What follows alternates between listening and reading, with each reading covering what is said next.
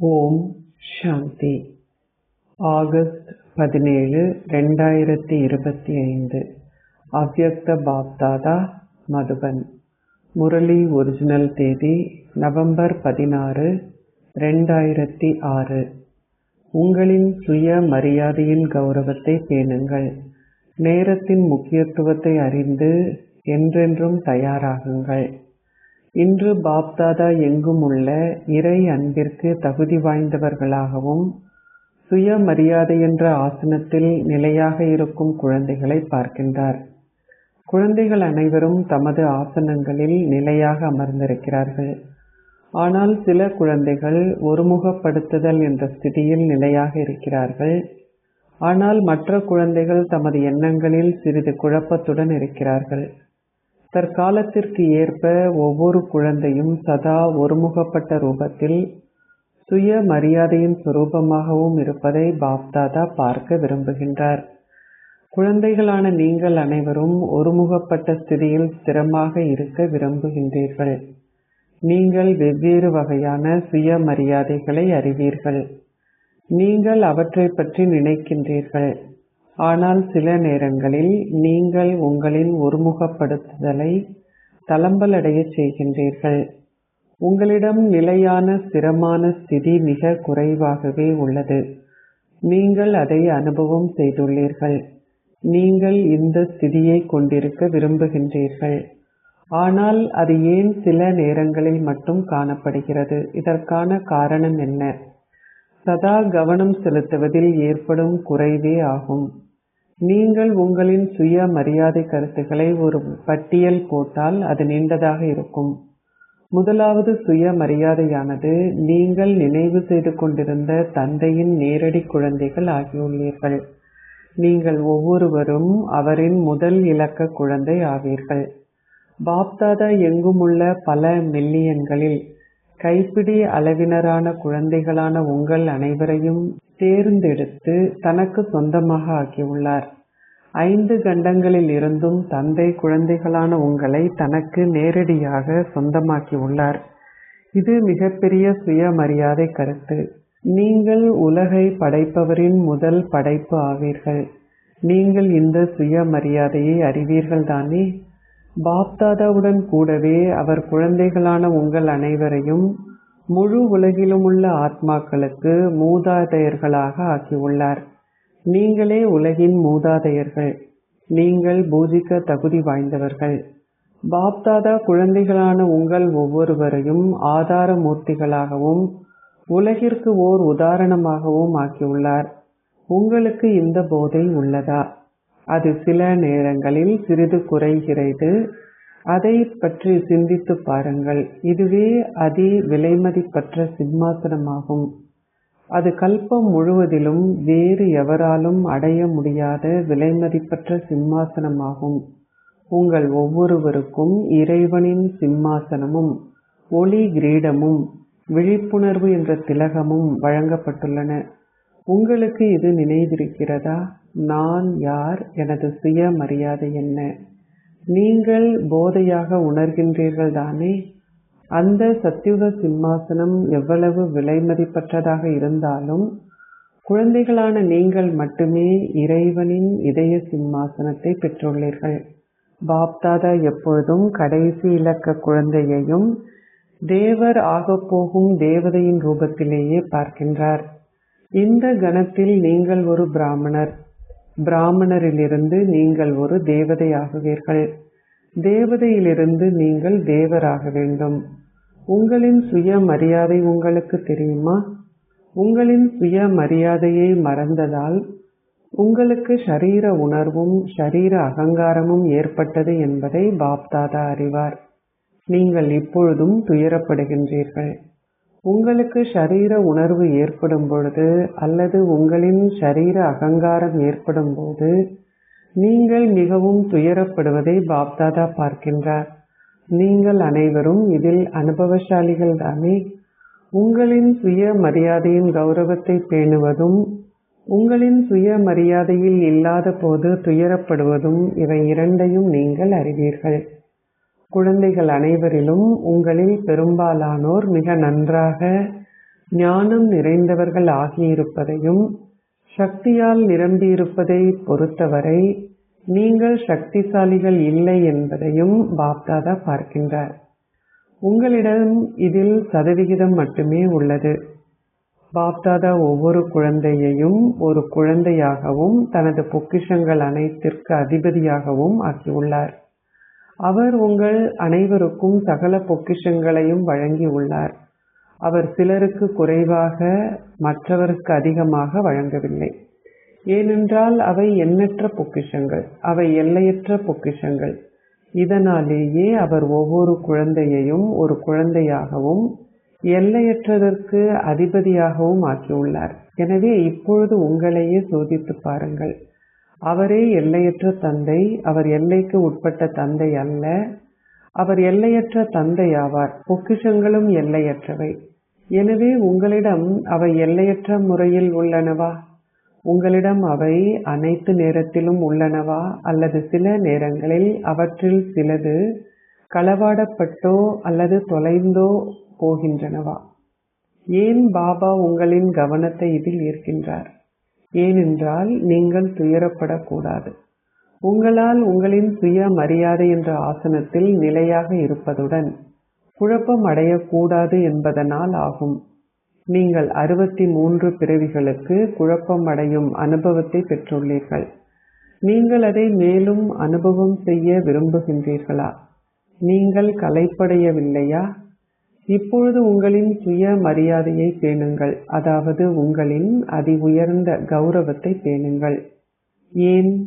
அதிக காலம் கடந்து சென்றுவிட்டது. நீங்கள் உங்களின் 70ஆம் ஆண்டு விழாவை கொண்டாடுகின்றீர்கள் தானே? எனவே உங்களை இனம் காண்பது என்றால் உங்களின் சுய மரியாதையை இனம் கண்டு உங்களின் சுய மரியாதையில் ஸ்திரமாக இருப்பதாகும். காலத்திற்கு ஏற்ப இப்பொழுது உங்களின் நடைமுறை வாழ்க்கையில் சதா என்ற வார்த்தையை போடுங்கள். வார்த்தையை மட்டும் கீழ்கோடிட வேண்டாம், ஆனால் அதை உங்களின் நடைமுறை வாழ்க்கையில் கீழ்கோடிடுங்கள். நான் இப்படி இருக்க வேண்டும், நான் இப்படியே இருப்பேன், நான் இதை செய்கின்றேன், நான் இதை செய்வேன். இவை குழந்தைகளாகவும் எல்லையற்றதன் அதிபதிகளாகவும் பாலக்ஸோ மாலிக் உள்ளவர்களின் வார்த்தைகள் அல்ல. உங்கள் அனைவருடைய இதயங்களிலும் தொடர்ந்தும் வெளிப்பட வேண்டிய வார்த்தைகள். நான் எதை அடைய வேண்டுமோ அதை அடைந்து விட்டேன். எல்லையற்ற பொக்கிஷங்களை கொண்டுள்ள எல்லையற்ற தந்தையின் குழந்தைகளால் நான் அடைந்து கொண்டிருக்கின்றேன் என்று கூற முடியாது. நான் ஏற்கனவே அடைந்து விட்டேன். நீங்கள் பாப்தாதாவை அடைந்த கணத்திலிருந்து எனது பாபா என நீங்கள் கூறுகின்றீர்கள். நீங்கள் இதை ஏற்றுக்கொண்டுள்ளீர்கள். நீங்கள் இதை அறிவீர்கள். அத்துடன் அதை ஏற்றுக்கொண்டுள்ளீர்கள். இந்த வார்த்தைகள் மட்டுமே உங்களின் இதயத்திலிருந்து தொடர்ந்து வெளிப்பட வேண்டும். நான் அடைந்து விட்டேன். குழந்தைகளான உங்களிடம் சில நேரங்களில் மட்டுமே சுய மரியாதை இருப்பதனால் நீங்கள் காலத்தின் முக்கியத்துவத்தை உங்களின் விழிப்புணர்வில் மிக சிறிதளவே வைத்திருக்கின்றீர்கள் என்பதை பாப்தாதா அறிவார். ஒன்று உங்களுக்கான மரியாதை, மற்றொன்று காலத்தின் முக்கியத்துவம். நீங்கள் சாதாரணமானவர்கள் அல்ல, நீங்கள் மூதாதையர்கள். நீங்கள் ஒவ்வொருவரும் உலகிலுள்ள ஆத்மாக்களின் ஆதாரம் ஆவீர்கள். இதை பற்றி சிந்தித்து பாருங்கள். நீங்கள் குழப்பத்தில் இருக்கும்பொழுது உலகிலுள்ள ஆத்மாக்களுக்கு என்ன நடக்கும்? மகாரதிகள் என்று அழைக்கப்படுபவர்கள் மட்டுமே உலகின் ஆதாரங்கள் என்று நினைக்காதீர்கள். புதியவர்கள் வந்திருந்தால் இன்று பல புதியவர்கள் வந்திருக்கிறார்கள்.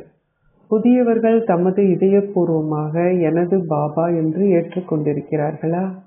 நீங்கள் இதை ஏற்றுக்கொண்டுள்ளீர்களா? வந்திருக்கும் புதியவர்களான நீங்கள் இதை ஏற்றுக்கொண்டுள்ளீர்களா? வெறுமனே அதை தெரிந்து கொண்டவர்கள் அல்ல, ஆனால் எனது பாபா என்று ஏற்றுக்கொண்டவர்கள். உங்களின் கைகளை உயர்த்துங்கள், அவற்றை உயரே உயர்த்துங்கள். புதியவர்கள் தமது கைகளை உயர்த்துகிறார்கள். பழையவர்களான நீங்கள் இதில் உறுதியாக பக்காவாக இருக்கின்றீர்கள் தானே? எனது பாபா என்று தமது இதயபூர்வமாக ஏற்றுக்கொண்டவர்கள் தந்தையும் எனது குழந்தை என்று ஏற்றுக்கொண்டுள்ளார். அனைவருமே பொறுப்பானவர்கள். ஏன்? நீங்கள் ஒரு பிரம்மா குமார் அல்லது பிரம்மா குமாரி என நீங்கள் கூறிய நேரத்திலிருந்து அல்லது நீங்கள் பிரம்மா குமார் அல்லது குமாரி அல்லது சிவகுமார் அல்லது சிவகுமாரி அல்லது இருவருக்கும் நீங்கள் சொந்தமானவர் ஆகினால் நீங்கள் கட்டுண்டு இருக்கின்றீர்கள். அப்பொழுது உங்களிடம் பொறுப்பு கிரீடம் இருக்கும். உங்களிடம் அது உள்ளதல்லவா? பாண்டவர்களே பேசுங்கள். உங்கள் ஒவ்வொருவரிடமும் பொறுப்பு கிரீடம் உள்ளதா? அது சுமையாக இல்லை அல்லவா? அது லேசாக இருக்கிறது தானே? அது ஒளியால் ஆனது. ஒளி மிகவும் லேசானது, பாரமற்றது. காலத்தின் முக்கியத்துவத்தில் கவனத்தை செலுத்துங்கள்.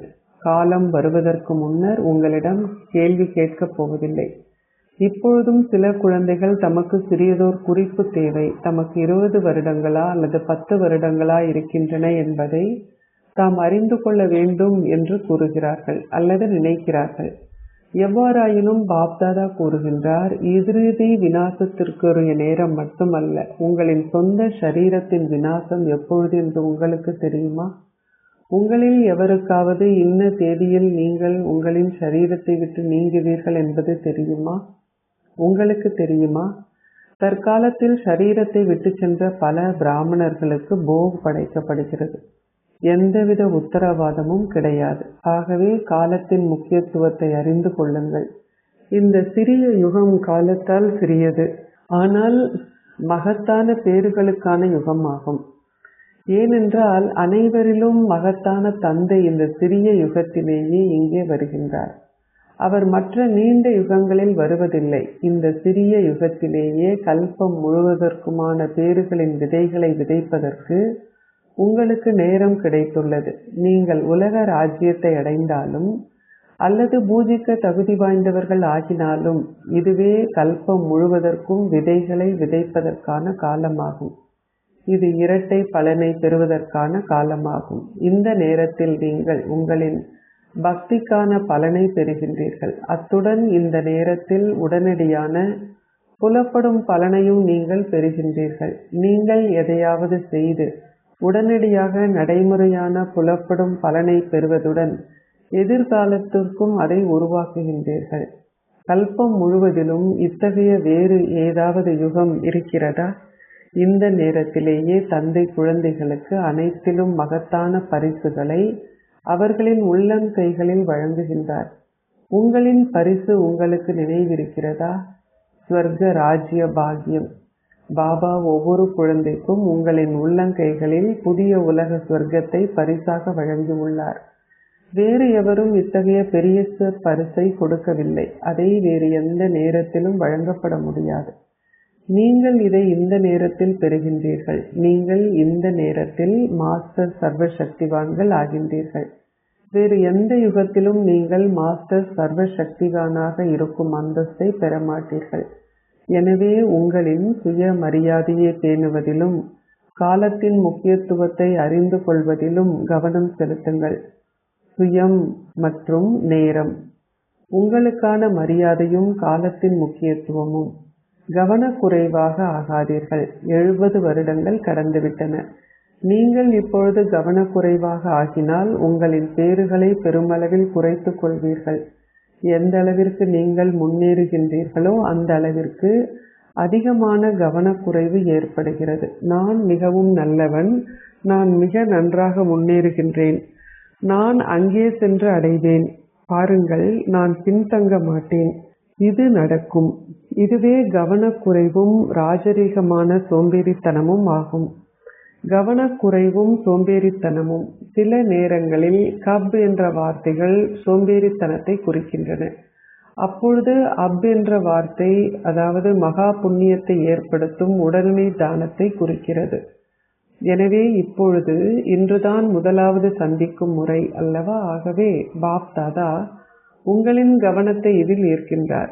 இந்த பருவ காலத்தில் நீங்கள் உங்களின் சுய மரியாதையிலிருந்து கீழே வரக்கூடாது. நீங்கள் காலத்தின் முக்கியத்துவத்தையும் மறக்கக்கூடாது. விழிப்பாக இருங்கள், புத்திசாலிகளாக இருங்கள், எச்சரிக்கையாக இருங்கள். நீங்கள் நேசிக்கப்படுகின்றீர்கள் தானே? தான் நேசிக்கும் ஒருவரில் சிறிதளவு பலவீனத்தை அல்லது குறைபாட்டை பார்க்க அவரால் சகித்து கொள்ள முடிவதில்லை. கடைசி குழந்தையிலும் பாப்தாதாவிற்கு ஆழ்ந்த அன்பு உள்ளது என உங்களுக்கு கூறப்பட்டுள்ளது. ஏனென்றால் அவர் பாபாவின் குழந்தை.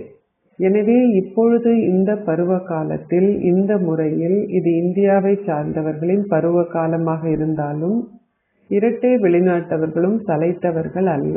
இரட்டை வெளிநாட்டவர்கள் இல்லாத சந்திக்கும் முறைகள் எதுவும் இல்லை என்பதை பாப்தாதா பார்த்துள்ளார். இது அவர்களின் அற்புதமாகும். இப்பொழுது இரட்டை வெளிநாட்டவர்களே, உங்களின் கைகளை உயர்த்துங்கள். எத்தனை பேர் உள்ளார்கள் என பாருங்கள். உங்களின் விசேஷமான சந்திக்கும் முறை முடிந்துவிட்டது. எனினும் உங்களில் எத்தனை பேர் இருக்கின்றீர்கள் என பாருங்கள். வாழ்த்துக்கள். வருக வருக. பற்பல பாராட்டுகள். எனவே நீங்கள் இப்பொழுது என்ன செய்ய வேண்டும் என்பதை கேட்டீர்களா? இந்த பருவ காலத்தின் போது என்ன செய்யப்பட வேண்டும் என்ற வீட்டுப் பாடம் உங்களுக்கு கொடுக்கப்பட்டுள்ளது. நீங்களே இதை உணர்ந்து கொள்ளுங்கள். மற்றவர்களை அன்றி உங்களை மட்டும் உணர்ந்து நிஜ தங்கம் ஆகுங்கள். ஏனென்றால் எனது பாபா என கூறுபவர்கள் தந்தையுடன் திரும்பிச் செல்வார்கள் என்பதை பாப்தாதா நம்புகின்றார். அவர்கள் பின்தொடரும் கூட்டத்தில் ஒருவர் ஆக மாட்டார்கள்.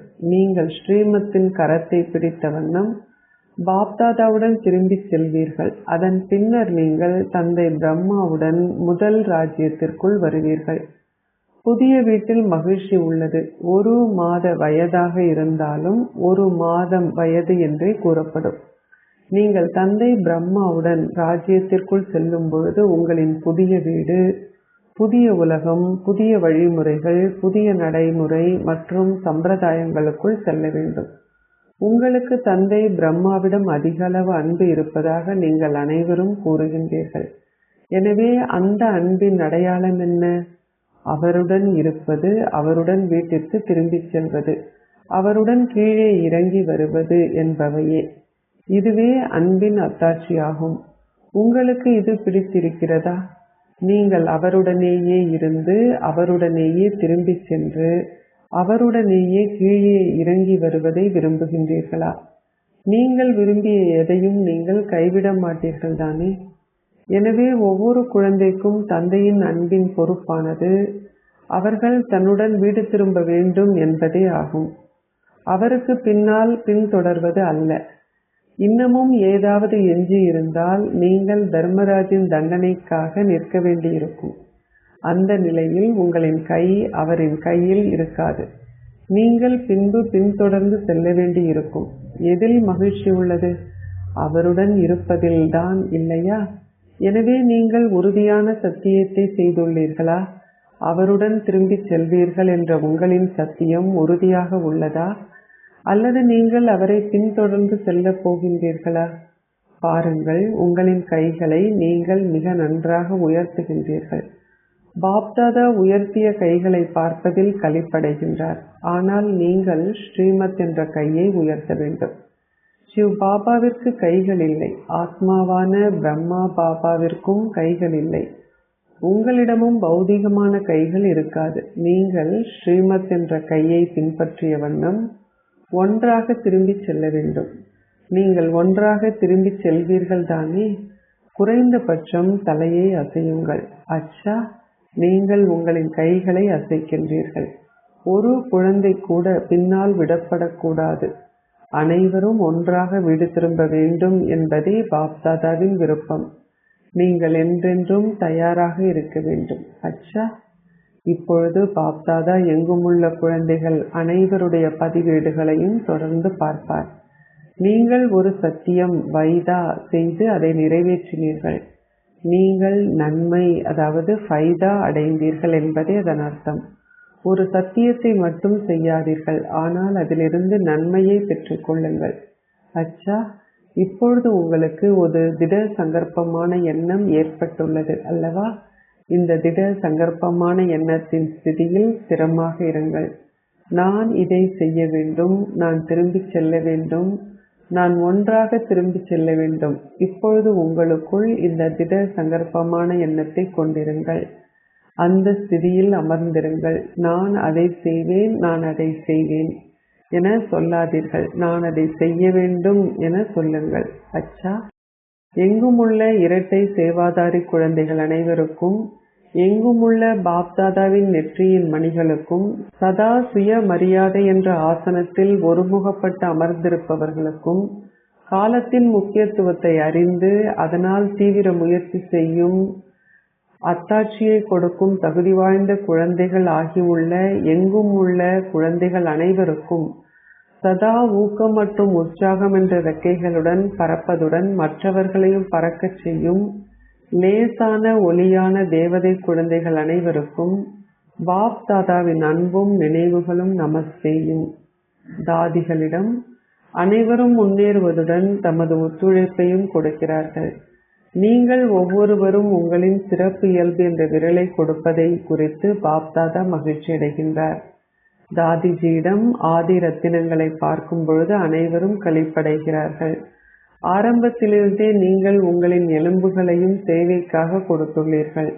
நீங்கள் உங்களின் எலும்புகளால் சேவை செய்துள்ளீர்கள். மிகவும் நல்லது. பாருங்கள், என்னதான் நடந்தாலும் இந்த ஒரு விஷயத்தை பாருங்கள். படுக்கையில் இருந்தாலும் அல்லது வேறு எங்கே இருந்தாலும் நீங்கள் தந்தையை மறக்கவில்லை. தந்தை உங்களின் இதயத்தில் அமிழ்ந்துள்ளார், அப்படித்தானே? பாருங்கள், அவர் மிக அழகாக புன்னகை செய்கின்றார். ஆம், வயதில் நீங்கள் முதுமை அடைந்திருக்கலாம். நீங்கள் தர்மராஜ்புரிக்கு டாடா சொல்ல விரும்புகின்றீர்கள். நீங்கள் தண்டனையை அனுபவிக்க விரும்பவில்லை. தர்மராஜும் தலைவணங்க வேண்டியிருக்கும். அவர் உங்களை வரவேற்பார். நீங்கள் டாடா என கூறுவீர்கள். அதனால் நீங்கள் இங்கே தந்தையின் நினைவில் உங்களின் வெகு சில கணக்குகளை தீர்த்து கொண்டிருக்கிறீர்கள். எந்த விதமான வேதனையும் இல்லை. நோய் இருந்தாலும் துன்பத்தின் சுவடேனும் கிடையாது. தாதி நிர்மல் சாந்தாவிடம் பேசுகின்றார். இவர் அதிக அளவில் புன்னகை செய்கின்றார். அனைவருக்கும் திருஷ்டி கொடுங்கள். அச்சா, ஆசீர்வாதம். நீங்கள் உண்மையான வர்த்தகராகி புற கெட்டிக்காரத்தனத்திலிருந்து விடுபட்டு அதனால் தந்தையால் விரும்பப்படுபவர் ஆகுவீர்களாக. பாப்தாதா புற உலக ரீதியான கெட்டிக்காரத்தனத்தை விரும்புவதில்லை. கள்ளம் கபடமற்றவர்களுக்கே கடவுள் சொந்தமானவர் என கூறப்படுகிறது. விவேகிகளின் பிரபு கள்ளம் கபடமற்ற குழந்தைகளையே நேசிக்கின்றார். இறைவனின் அகராதியில் கள்ளம் கபடமற்ற குழந்தைகளான நீங்களே விசேஷமான விஐபிகள். உலகின் பார்வை யார் மீது விழுவதில்லையோ அவர்களே தந்தையுடன் ஒரு பேரத்தை செய்து இறைவனின் கண்களின் நட்சத்திரங்கள் ஆகின்றார்கள். கள்ளம் கபடமற்ற குழந்தைகளான நீங்களே உங்களின் இதயபூர்வமாக எனது பாபா என கூறுகின்றீர்கள். ஒரு வினாடிக்குரிய இந்த ஒரு வார்த்தையால் நீங்கள் எண்ணற்ற பொக்கிஷங்களுக்காக பேரம் பேசும் உண்மையான வர்த்தகர்கள் ஆகியுள்ளீர்கள். ஸ்லோகம்: அனைவருடைய அன்பையும் பெறுவதற்கு எப்பொழுதும் இனிமையான வார்த்தைகளை பேசுங்கள். அவ்யஸ்த இஷாரா: இன்று இலகு யோகி ஆகுவதற்கு இறை அன்பை அனுபவம் செய்பவர்களாக எழுதுங்கள். சதா தந்தையின் நினைவில் திளைத்திருப்பவர்களுக்கு, அதாவது தந்தையில் திளைத்திருப்பவர்களுக்கு சதா தந்தை அவர்களின் கண்களிலும் அவர்களின் வாயின் மூலமாக பேசும் ஒவ்வொரு வார்த்தையிலும் அமிழ்ந்திருப்பார். அவர்கள் ஷரீரங்களாக பார்க்கப்படுவதற்கு பதிலாக சர்வ சக்திவான்களாக சகல சக்திகளையும் கொண்டவர்களாக காணப்படுவார்கள். எப்படி ஸ்தாபனையின் ஆரம்பத்தில் ஸ்ரீ கிருஷ்ணர் எப்பொழுதும் பிரம்மாவின் ரூபத்தில் புலப்பட்டாரோ அவ்வாறே சர்வசக்திவான் குழந்தைகளான உங்களின் மூலமாக புலப்படுவார். ஓம் சாந்தி. அறிவிப்பு: இன்று 3ஆம் ஞாயிற்றுக்கிழமை, உலக தியான நாள். ராஜயோகி தபஸ்வினி சகோதர சகோதரிகள் அனைவரும் ஒன்று கூடி மாலை 6:30 முதல் 7:30 வரை தியானம் செய்வார்கள். யோகம் செய்யும் நேரத்தில் மூதாதையராக இருக்கும் சுய மரியாதையில் ஸ்திரமாக இருந்து கல்ப விருட்சத்தின் வேர்களில் அமர்ந்திருந்து சக்தி வாய்ந்த யோகதானம் செய்து தெய்வீக தன்மையுடன் உங்களின் சந்ததியை பராமரியுங்கள். ஓம் சாந்தி.